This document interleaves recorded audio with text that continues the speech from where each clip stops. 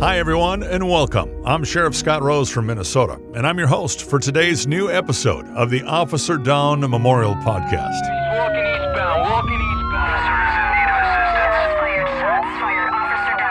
eastbound. In each episode of the Officer Down Memorial Podcast, we'll share the details and the stories of how these men and women heroically lost their lives in the line of duty. Our mission is to help ensure their service and sacrifice is never forgotten. Thanks for spending some time with me today to remember and honor these fallen heroes.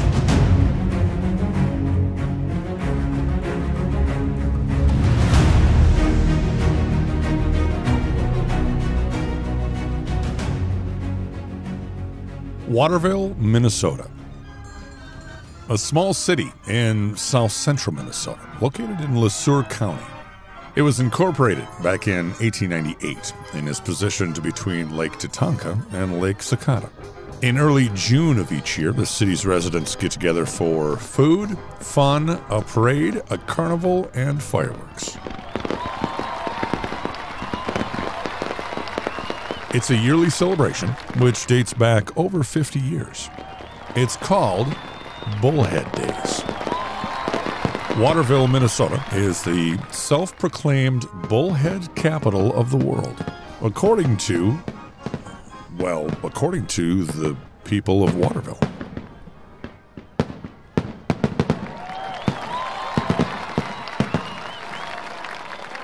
Batman's trusted sidekick, Robin, the Boy Wonder, makes his debut in Detective Comics number 38. And are glad to fight for it. Wherever crime raises its ugly head to strike with the venom of a maddened rattlesnake, Batman and Robin strike also. And in this very hour when the Axis criminals are spreading their evil over the world, even within our own land, Batman and Robin stand ready to fight them to the death. The very first McDonald's restaurant opens in San Bernardino, California. What's the fun? He's Ronald McDonald, the hamburger happy clown. A McDonald's drive-in restaurant is his favorite place in town. World War II was ramping up with Hitler's German forces simultaneously invading Norway and occupied Denmark before sweeping through Belgium and the Netherlands in what became known as Blitzkrieg, or Lightning War. The war would continue for another 5 years and would take more lives and destroy more land and property around the globe than any previous war. Initial move to crack France's first defense line is concentrated artillery fire by railroad guns on the supposedly impregnable Maginot. Supporting the huge guns in their attack were 12 tank divisions with 400 tanks to each division, plus concentrated air bombings. But it was these shells which shattered the Maginot Line, paving the way for infantry. The year was 1940. Today, Minnesota is known as the land of 10,000 lakes. Anglers flock there from all over the country to fish walleye, bluegill, crappie, bass, and northern pike. However, prior to the Clean Water Act of 1972, waters in this area couldn't support these fish due to low oxygen levels. These waters were often polluted by sewers, mink farms, chicken and livestock processors, and other largely unregulated waste producers. These waters were too murky and contained too low of oxygen levels for the fish most sought after today. Back then, they were in what was called the bullhead boom years. The most sought-after fish for anglers was one of the only fish that could survive in these conditions. It was the bullhead.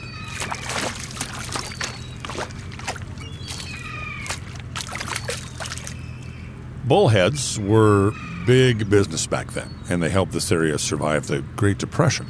The Minnesota Department of Natural Resources actually conducted their bullhead netting and restocking program from about 1916 through the 1960s, releasing harvestable-sized bullheads into ponds and waterways open to public fishing to support sport and commercial fishing in southern Minnesota.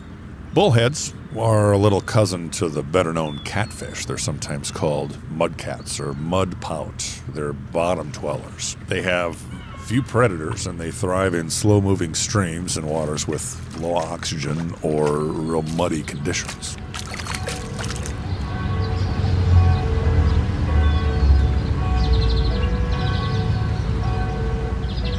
Many families struggling due to the Depression and the war. They targeted bullheads for Sunday after church outings in spring and summer.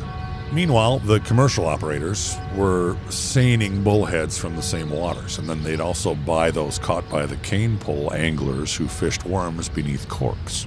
Seining is the term for commercial fish netting, fishing with a large net with sinkers on one edge and floats on the other that hangs vertically in the water and is used to enclose and catch fish when its ends are pulled together or drawn ashore.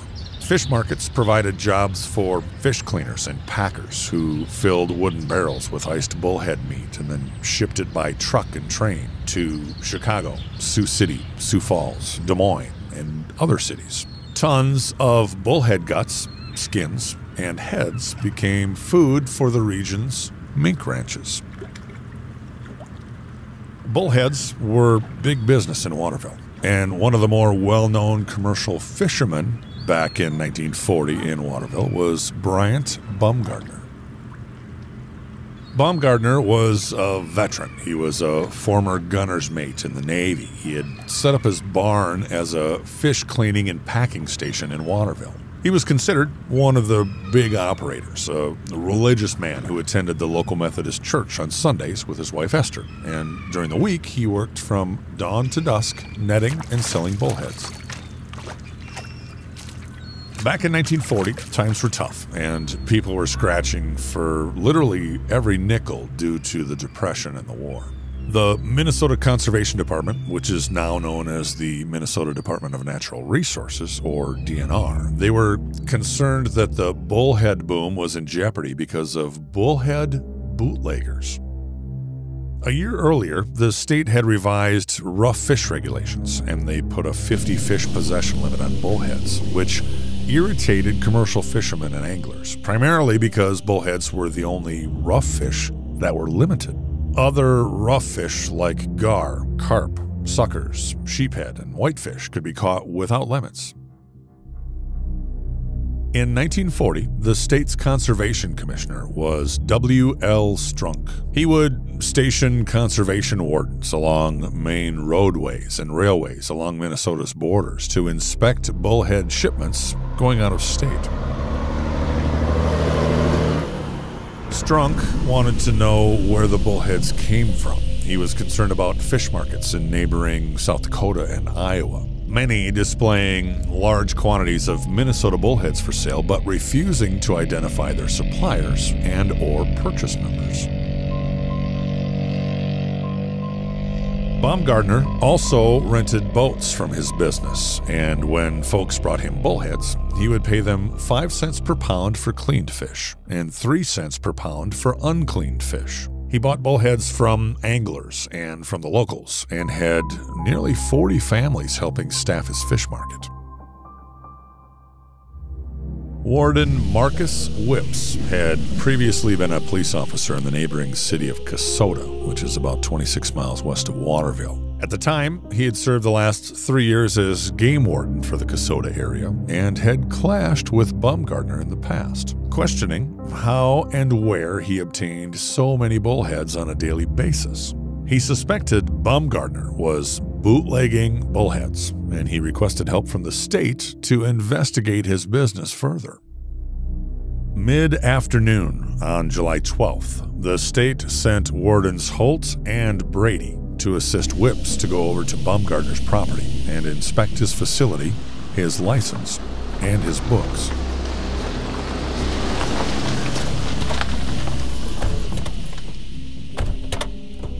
Game Warden Dudley P. Brady was 50 years old and was a veteran game warden. He'd served the agency for 17 years and been a part-time deputy prior to that for an additional 11 years. He was serving in the Windham area, just over 90 miles west of Waterville.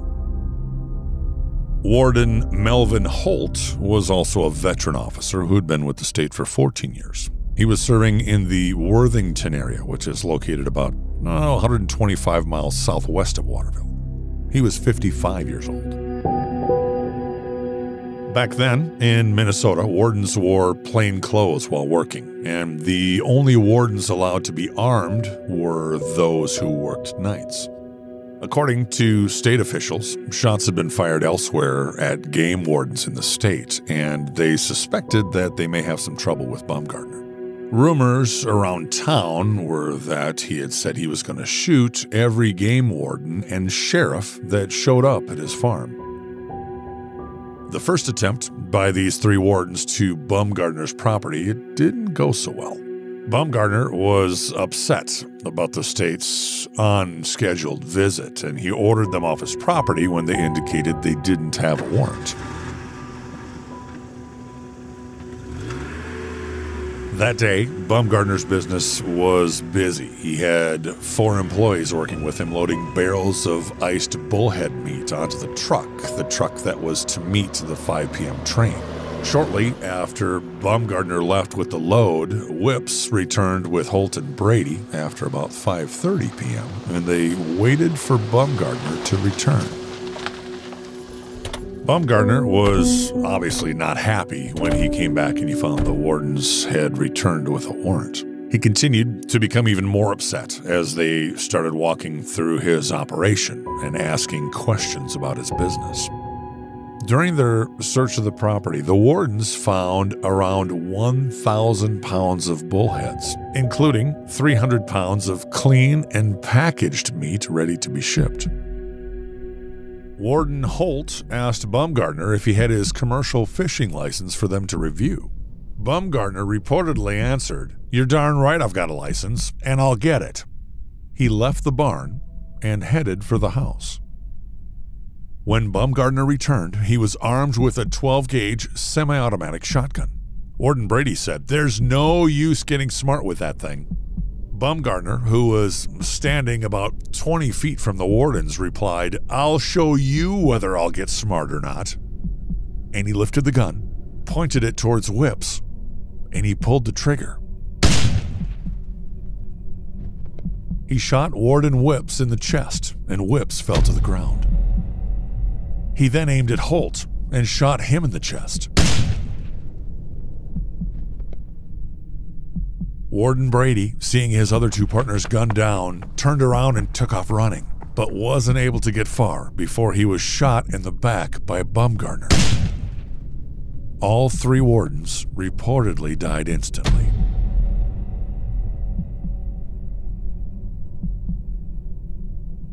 Remember, back then state officials wouldn't allow wardens to respond armed. Family said Whips had a small pistol in his back pocket just in case. However, Baumgartner shot him so quickly that Whips had no time to pull his firearm. While his employees were fleeing the property, running by the 3 bodies on the ground, Baumgartner then walked over to a picket fence. He propped up his shotgun, he pointed it at himself, and he pulled the trigger. It didn't take long before word of the shooting spread throughout town. Officials would respond to the farm to find all 3 DNR wardens dead and Baumgartner dead. Chief of Police John A. Weaver responded to the scene. He took charge until the arrival of Coroner Dr. Kohlers of La Center, accompanied by Deputy Sheriff Rinda and Acting County Attorney Krause. By the time officials cleared from the farm and transported the bodies of the 3 dead wardens to the morgue downtown, a large crowd of nearly 1,000 people had gathered, many actually in support of the shootings. Some spitting on survivor families' cars as they arrived, yelling, "They got what they deserved." Remember, back then, people were really struggling to make ends meet due to the Depression and World War II. And Baumgartner bought fish from many anglers and residents in this community. He also employed dozens from this community to support his fish business. Warden Whips was a game warden for 3 years in the Kasota area, and he was born in February of 1895 and was 45 years old. He was survived by his wife Caroline and 3 children. His funeral was held at the Presbyterian Church in Kasota on July 15th. He was buried in Greenwood Woodland Cemetery, south of La Center. Family members said that the family never recovered from the loss, and Marcus's wife never remarried. Warden Dudley Philip Brady was 50 years old. He was born in August of 1889. He'd been with the DNR since September 1st, 1923, serving in the Windham area. From 1907 to 1918, he was a salesman, but he also worked part-time as a deputy warden. He'd served as chief game warden and a supervisor of 12 counties from August 1st, 1927 to August 1st, 1933, and then returned to being a game warden. He was survived by his parents, Mr. and Mrs. Philip Brady, and brothers and sisters, Mrs. Myrtle Cooper, Mrs. Edward Jennings, Mabel, Harry, Stanley, William, and Clarence. His funeral was held Monday, July 15th, in Windham at the Presbyterian Church, and he was buried in Lakeview Cemetery. Warden Holt was 55 years old. He had worked in the Worthington area since March of 1940. He'd been with the DNR since 1926. He was survived by his wife and 2 children, Roland and Dorothy. His funeral was held Tuesday, July 16th in Lake City at St. John's Lutheran Church. This incident, this triple murder in this small lake community in Minnesota, it shocked the locals. It shocked the state. It got our attention of our state leaders. It was the reason the DNR would then issue uniforms and guns. 10 months after the murders of these 3 wardens, the state's 135 wardens were all issued green uniforms, caps, and .38 caliber revolvers. Sadly, these 3 wardens, these 3 heroes, they were just there to do their job. They were trying to make sure Baumgartner was not over-harvesting one of the state's most important natural resources at the time. And for that, they gave their lives. They left their families, their children, and their friends behind. They were simply doing their job. They were doing what they needed to do to take care of their own families. And in doing so, they made the ultimate sacrifice. A sacrifice that resulted in the state finally recognizing the dangers of their work, of their profession, of their calling. Unfortunately, dangers recognized all too late for these 3 heroes. Wardens Whips, Brady, and Holt are recognized each year at the Minnesota Law Enforcement Memorial in May during Police Week by the Minnesota Law Enforcement Memorial Association.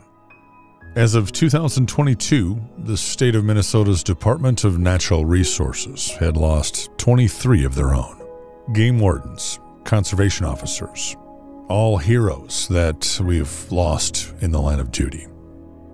For pictures from this case and more information about this podcast and how you can help support it, check out our website at www.officerdownmemorialpodcast.com. Walking eastbound, walking eastbound. Officers in need of assistance. Shots fired, officer down. I repeat. Thank you for spending the time to listen, learn about, and honor the memory of this fallen hero. Make sure you take the time to thank your local law enforcement for their service and their sacrifice. And don't forget to thank their families too. They also sacrifice so much for our safety. It's up to us to help ensure the sacrifices made by these fallen heroes and by their families are never forgotten. So please share this podcast with family and friends. Until next time, this is the Officer Down Memorial Podcast. I'm Scott Rose. Thanks for listening.